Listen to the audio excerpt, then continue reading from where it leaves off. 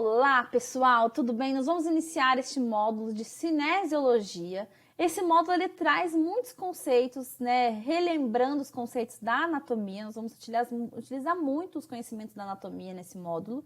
Como também nós vamos depois levar esse conhecimento da cinesiologia e da anatomia lá para a biomecânica. Então é muito importante que vocês interliguem esses três conteúdos e, se precisar, voltem nos outros módulos para revisar, tá? Porque nós vamos utilizar bastante. E uma coisa que nós vamos utilizar nessa primeira aula é uma revisão de planos e eixos, porque todo movimento humano, a cinesiologia é o estudo do movimento, tá? Então nós precisamos se atentar a planos e eixos para que a gente saiba para onde está sendo realizado esse movimento, como está sendo realizado esse movimento. E vocês vão entender bem o porquê que eu vou fazer essa revisão aqui.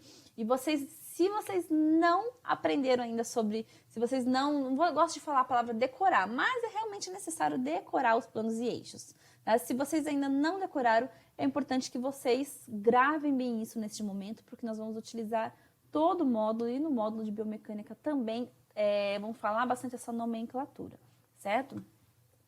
Então, nós vamos começar aqui revisando os nossos planos, né? Nós temos, então, o plano frontal, que divide, né, entre frente, costas, né, ou anterior, posterior, o plano sagital, nós podemos falar também lateral, né? E o plano horizontal, que vai dividir em superior, inferior, cefálico e caudal ou podal. Então, vai dividir o nosso corpo humano em partes. Se nós deslocarmos isso para membros, vai ser também dividido da mesma forma. Cada plano desse vai ter seus movimentos próprios. Então, assim, vai ter coisas que vão ser são mais vistas em determinados planos, tá?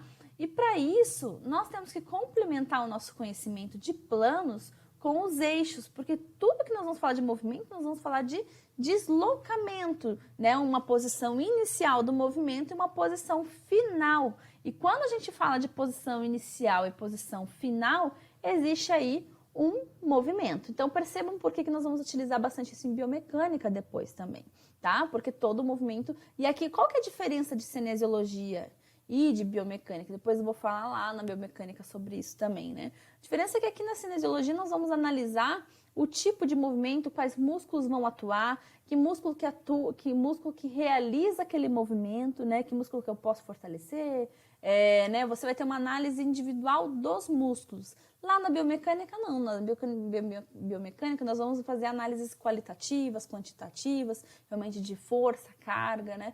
São outras análises, mas todas vão ter que ter essa análise do movimento em si, né? Do onde começa, onde termina, né? Para que a gente possa ter as respostas que a gente procura, né? E você pode criar N perguntas, né? Dependendo do que você quer para esse estudo, né? Você pode realizar seus próprios estudos, responder as suas perguntas quanto...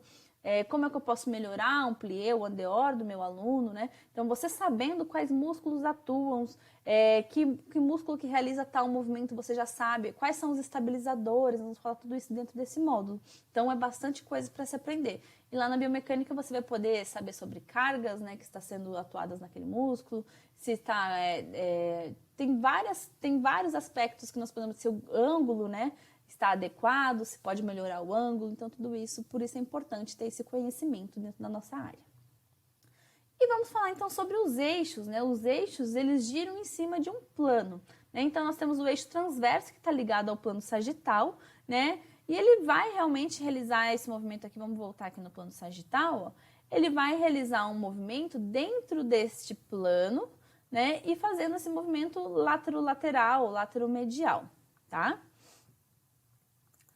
Aí nós vamos ter o eixo anteroposterior, que atravessa o corpo de frente para trás e está associado ao plano frontal, né? E o eixo longitudinal, que atravessa o corpo de cima para baixo, sendo perpendicular ao plano transverso, está associado ao plano transverso. Thalita, não entendi, né? Não entendi essa coisa de eixo, muda muito em relação ao plano... Né? Será que não está trocado ali transverso posterior? Não, porque você tem que pensar o que é ter um eixo. Se a gente imaginar, deixa eu pegar um lápis aqui, Se a gente imaginar um eixo, ele sempre vai girar em torno de algo, né? Um eixo, né? Nós vamos ter um eixo, né? E uma roda que eu coloquei como para representar ali, né? Quando a gente fala o eixo da roda, né? Quando a gente fala o eixo do pneu, ele está ali tendo um ponto fixo, ele está girando em volta. Se nós pegarmos aqui no nosso plano, né? Esse plano corpo está fixo aqui, ou seja, no sagital, e se for fazer este movimento aqui, nós estamos dentro do plano sagital. Este plano aqui, se nós fizermos esse movimento aqui, nós estamos dentro deste plano. E desse aqui, nós estamos aqui realizando com um ponto fixo dentro deste plano, certo? E as direções, como eu falei já, né, já antecipei ali, né, então cefálica, caudal, medial, lateral, anterior, posterior, póstero superior, póstero inferior, aí nós vamos ter essas junções, né, vão ser muito vistas aqui agora na cinesiologia e também lá na biomecânica, certo? Também nós vamos falar muito sobre os movimentos, então flexão, extensão, abdução, adução, lá na biomecânica a gente também revisa depois sobre isso, então decore já tudo isso, porque vai facilitar nosso processo lá na biomecânica também. E se você tem dificuldade de gravar, realmente realize movimentos, né? Então, braços lá na posição anatômica, né? Flexões, extensões, né? Abdução, adução, para gravar uma forma muito fácil de gravar, porque tem muita gente que confunde, né? Abdução e adução. Abrir, né? Adução, fechar. Né? Então, pense dessa forma que você vai entender que você sempre vai estar afastando do eixo quando você fizer a abdução e a adução retornando, tá? Aproximando do eixo, tá? Protusão, retrusão, né? Ou também é utilizado no quadril, né? Retroversão, anteroversão, elevação, depressão, rotação lateral, né? Que seria o nosso, por exemplo, nosso andeor, rotação medial. Então, vai ter várias nomenclaturas que nós vamos utilizar aí. Circundução, né? Movimentos circulares de um próprio eixo. Então, nós vamos ter bastante. Do ombro também realiza circundução. Então, nós podemos realizar diversos movimentos aí. E sabendo essas nomenclaturas, vai ficar muito mais fácil a gente entender, porque os músculos muitas vezes vão receber nomes referentes ao movimento que ele realiza. Né? E aí a gente pode falar até, dependendo, hoje eu não gosto muito de falar muito de graus, porque depende muito realmente daquele corpo em realizar os graus de amplitude, né? Então, outros movimentos que a gente tem, pronação, supinação, circundução, que eu acabei de falar, né? Desvio, oposição, reposição, inversão, eversão. Aí nós vamos falar também de desvio, os desvios, né? Ulnar, radial ali, né? Então, dorsiflexão, plantiflexão também, que muda o plano, né? Hiperextensão também, né? Porque dependendo da movimentação, a gente fala em extensão, mas, por exemplo, o movimento de braço, né? Se nós estarmos aqui, né? Isso vai ter a flexão, a extensão e a hiperextensão. Né? Então, nós vamos ter 3 movimentos aí no nosso braço, por exemplo. Isso ocorre na perna também, né? Muitas pessoas falam assim, às vezes, extensão do joelho atrás, mas na verdade é uma hiperextensão.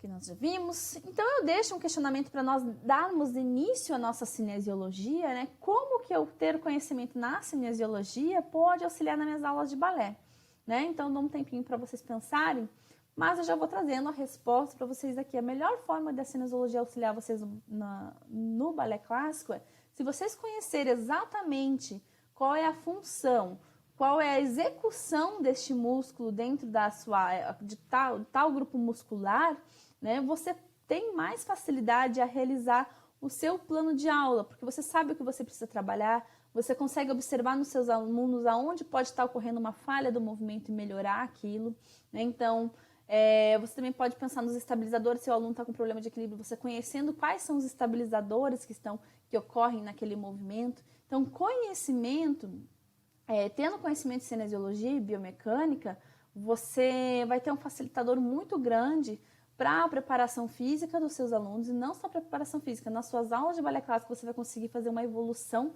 mais rápida, né, e mais também consciente do corpo desses teus alunos, tá? Lembrando que nós estamos trabalhando com o corpo, então não há como a gente só pensar, nós precisamos pensar na qualidade técnica dos movimentos, né? E não somente em realizar o movimento, ok? Gente, eu também vou deixar material para vocês durante todo esse módulo, né? Então, nesses módulos Cinesiologia e Biomecânica, eu resolvi adotar livros realmente de Biomecânica e Cinesiologia, que eu vou dar indicativos para vocês realmente baixarem. Vou indicar aqui também o link de um site em que vocês podem fazer, às vezes, uma assinatura mensal lá, e lá tem muito, muito livro disponível para ler. E vocês, né, se quem quiser se aprofundar, isso ajuda até para outros estudos, né? Eu tenho bastante coisas que eu poderia indicar dentro dessa plataforma para se ler. Mas lá está, inclusive, um livro de biomecânica, um livro de cinesiologia, que vocês podem baixar gratuitamente lá, né? Só para comprar um livro desse, se você quiser comprar, custa em torno de 150, 160 reais. Eu vou deixar o nome dos livros que eu estou usando de referência aqui nesses módulos, né? E para quem quiser realmente aprofundar. Lembrando que a cinesiologia e biomecânica é uma área muito vasta de conhecimento. Então, aqui nós vamos trazer os conhecimentos iniciais para vocês, despertar esse gosto. Quem quiser realmente pode, às vezes, escolher, como lembra que a gente falou lá sobre o mercado de trabalho, nicho, aqui é um nicho próprio de trabalho.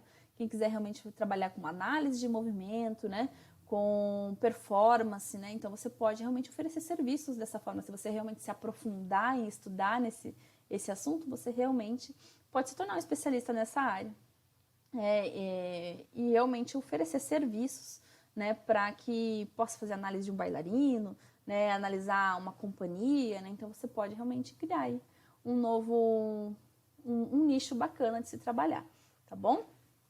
Então nós encerramos nossa primeira aula aqui e nós nos vemos na próxima. Até mais!